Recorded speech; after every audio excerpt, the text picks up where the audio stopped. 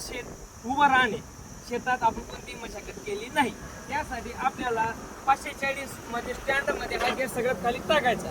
टाकल्यानंतर PTO सोडायचा. आपलं ट्रॅक्टर 540 RPM ला मांग काम करतं, ज्याने आपलं डिझेल वाचतं. आता तुम्ही जर सोनालिका, स्वराज, महिंद्रा कोणतेही ट्रॅक्टर घेतले, त्यांना काय आहे, फक्त क्लच आपला PTO टाकला, RPM कोणत्याही चालत ते माहीत पडत नाही. त्यामुळे आपल्या ट्रॅक्टरला इथं डिझेलची बचत होते.